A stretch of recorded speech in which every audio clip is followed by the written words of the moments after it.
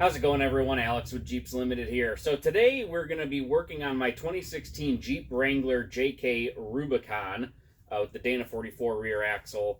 What we're going to be doing today is replacing the axle shaft seals. In order to do that, we've got to take the wheel and tire off, we've got to take the brakes off, take the brake drum off, and then pull the axle shafts out. And unfortunately, due to just kind of the way that these are designed, I think it's kind of that way on a lot of axles like this.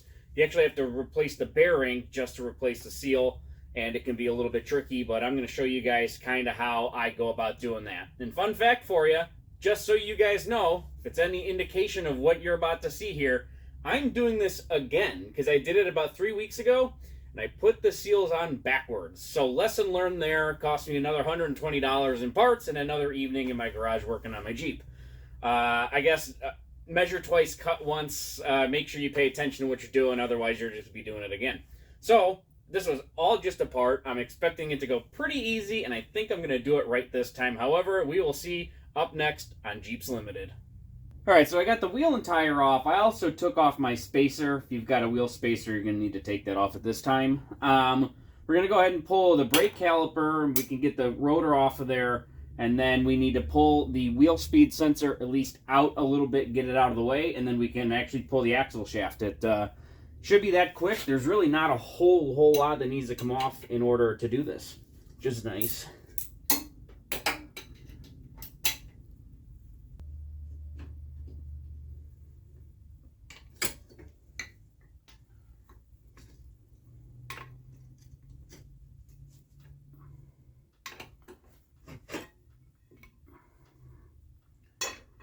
That out of the way.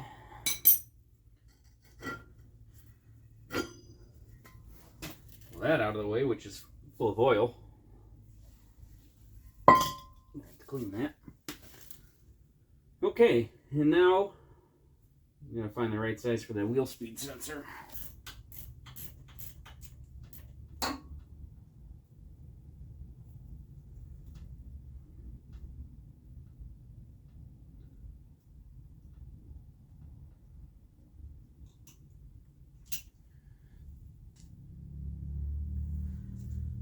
Alright, now I'm not even going to take it out all the way. I'm just going to see if I can... Okay, well, it's pretty much out all the way. It's out plenty far enough. Next, we are going to remove the 4 nuts that hold the retainer plate on.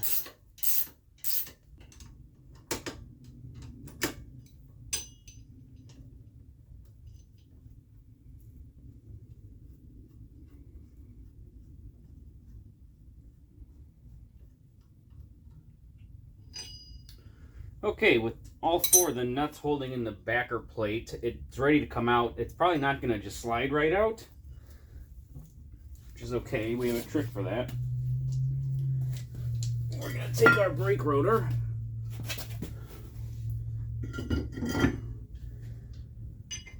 put it on there backwards, make a little slide hammer out of it.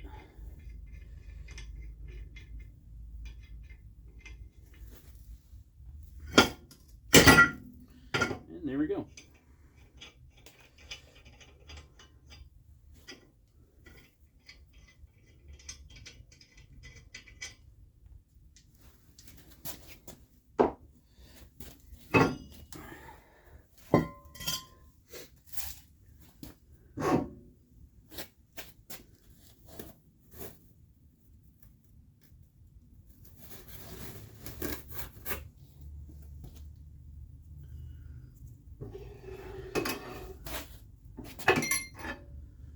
That axle shaft is removed. Alright, let's take this over to the workbench. So this is what this assembly looks like. You've got a retainer ring, the bearing with a race is just not on there, and then the seal that is apparently on backwards, and then the entire retainer plate that holds the axle on. So the only way to get these off, or the only way that I know of, is to cut them all off. And what I'm going to do is I'm going to take a grinder, and I'm going to cut a notch in here as far as I can go without cutting into the shaft here. And then I'm going to use a chisel to pry essentially these two pieces apart. I'm going to do the same thing with the bearing, and the seal itself we should be able to actually just push off of there. The seals aren't really pressed on or anything, they're just kind of on there. So that's what we're going to go ahead and do next. All right, so as I mentioned, I'm going to start by cutting this piece here, and you have to make sure you don't cut into the shaft, and try not to nick the retainer plate if you can. Definitely don't nick the wheel speed sensor ring or the tone ring or whatever you want to call that. So we're going to try and cut like maybe 2/3 or 3/4 of the way through that piece right now.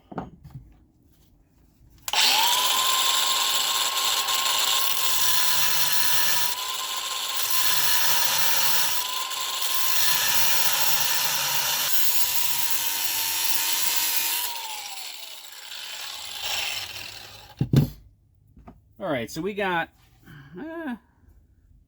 call it 2/3 of the way through there. We did cut into the bearing, but that's okay because the bearing is garbage and has to be cut off as well. So I'm just going to stick this chisel into this cut I just made and give it a few whacks and see that actually it just cracks right through that cut, and then it just slides right off. We're going to do the same thing with the bearing now. The bearing's just a little bit trickier. It's cone-shaped. Makes it a little bit harder, and you got to get the cage out of the way, in which, always honestly, you just fight the cage more than you really need to, I've noticed.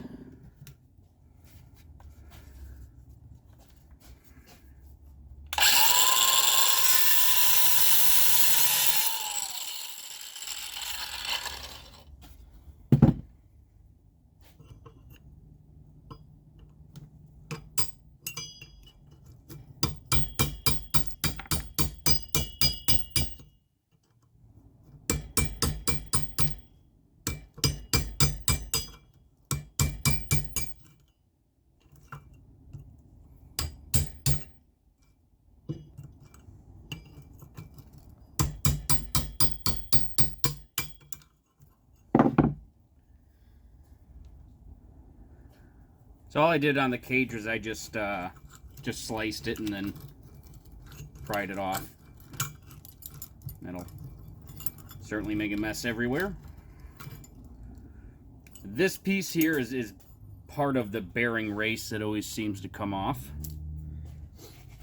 And now if we wanted to, you can actually pry the seal off at this point, but there's no really reason to. So we're just going to do the same exact thing that we just did with the retainer ring. We're going to do with the bearing. Like I said, it's a little bit trickier with the bearing race because it's cone-shaped. And you really need to make sure you don't nick either side of that shaft, especially the inside here, or I guess what would be the outside. Otherwise, the seal's not going to seat well. And you'll be doing this again, just like I am, but for a different reason.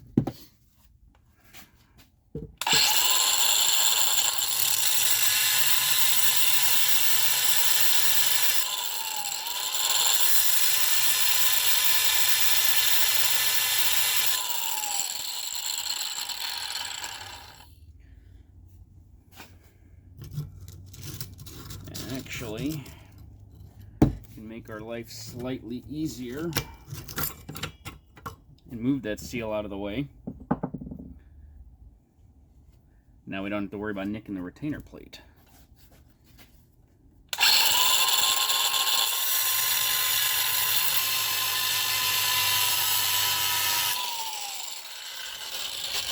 Alright, now I have that started, I'm actually going to switch to a much smaller cutting wheel.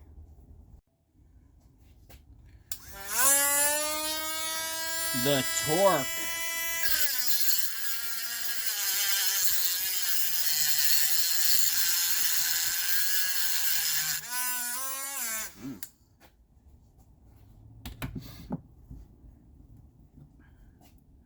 I don't think we got it far enough, but we can give it a couple of whacks and see what it does.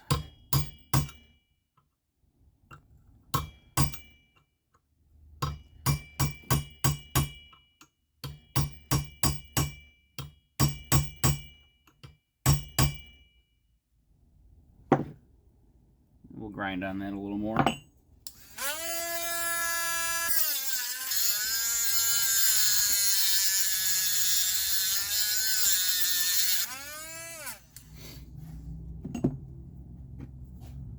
The machine's probably not the best at removing material quickly. Here we go.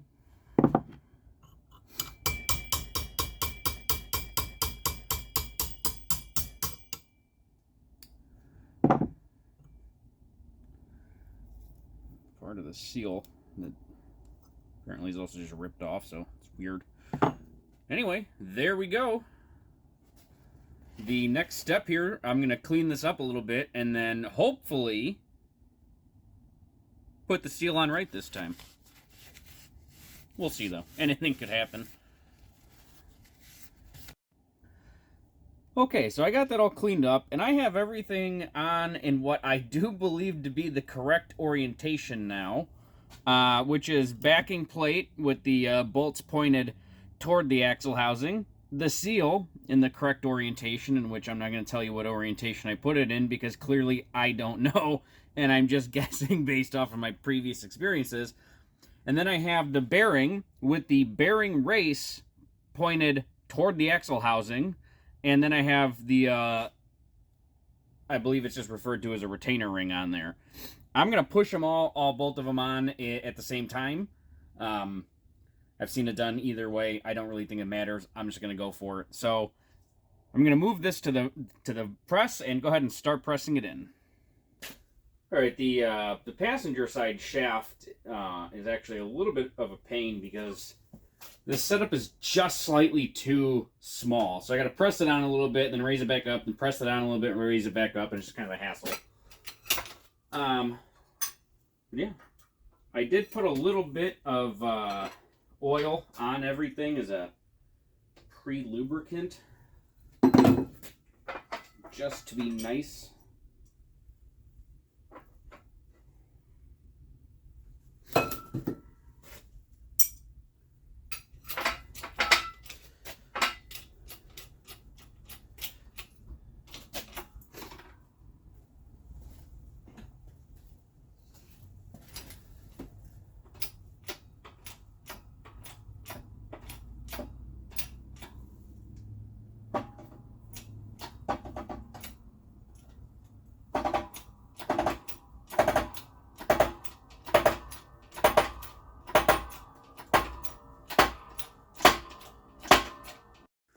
So what I'm doing here is, as I mentioned, I have to repeatedly reset up the press just to be able to fit this axle shaft in there. So I'm pushing it on a little ways, and then I have to take it off and add a new spacer underneath the new retainer ring.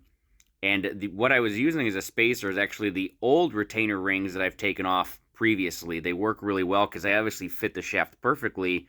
And if they do end up going a little too far on and do end up getting pressed onto the shaft, since they're already cut, you can pop them off with a chisel real easily, and they work real well in this application. So I actually have a few of them laying around just to be able to do this with.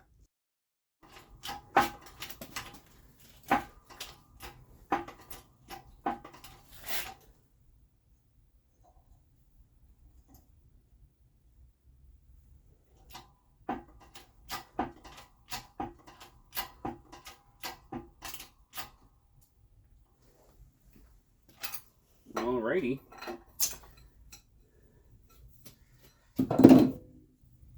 Alright, I went ahead and cleaned out everything I could, the best I could. I cleaned out where the bearing race sits, and now basically to install this, it's just the opposite of removing it. So we're just going to go ahead, slide this back into place. All we got to do is get it lined up with the carrier. Line up our 4 bolts for the backing plate. Thought we were in the carrier. There we go.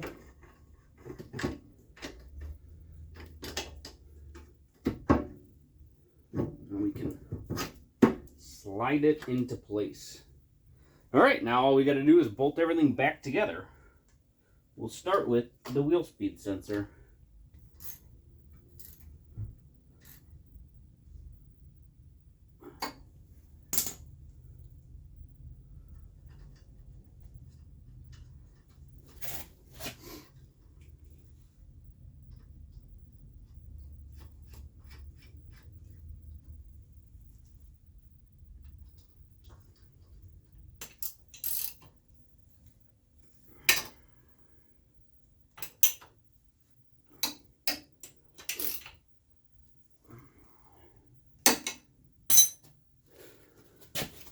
All right, well, I got all 4 bolts holding the axle in nice and snug.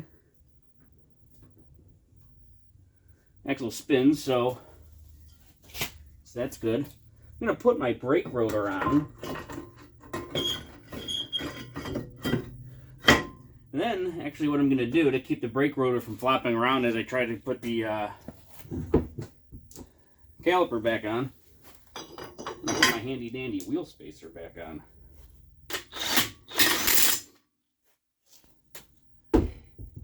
I will actually torque those. I really don't want them to fall off as I'm driving.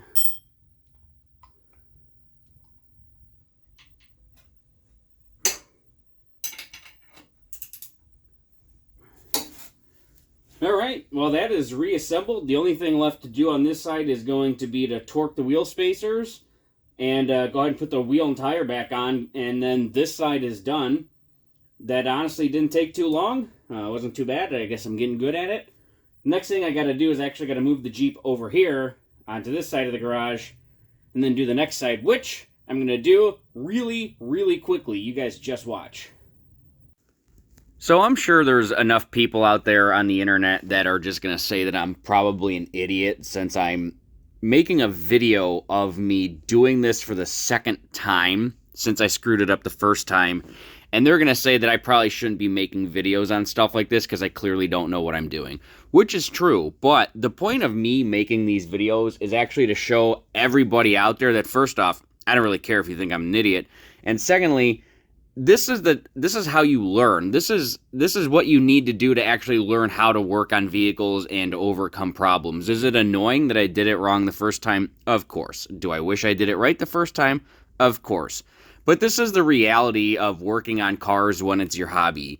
You have to screw up in order to learn how to do it, and I kind of want to show people that you don't have to be this ASE certified mechanic to be able to work on your own vehicle. This is my hobby. I do it for fun. I don't know what's fun about this, but I'm doing this for fun of it. And I just kind of want to show you guys what happens sometimes when you're not an expert, but you're still trying to build a cool rig and go out wheeling and have fun. So that's kind of why I make some of these videos, and I just kind of enjoy it. So I hope you guys kind of understand what I'm getting at here. And anyways, thanks for watching the video. I told you that'd be fast. So we're all done. I've got both sides put back together. Everything has been torqued, and I topped off the fluid in the rear axle. It wasn't really low, but it never hurts to just check it, make sure it's good. The next thing I got to do is take it for a test drive, which I'm going to do probably tomorrow. I've got to check a couple of other things on that test drive that I did in previous videos that you guys probably just finished watching, or if you didn't, you should go check out. And then this might be the last wrenching video I do for the spring on the JK. Maybe one more coming up, maybe not. I'm definitely going to have some videos wrenching on the YJ here, and then it's going to be wheeling season for both of these Jeeps. So definitely stay tuned to Jeeps Limited to check out any cool new videos we got coming up. And remember, at Jeeps Limited, we are proud to say we do it nice because we do it twice. Thanks for watching, guys. See you next time.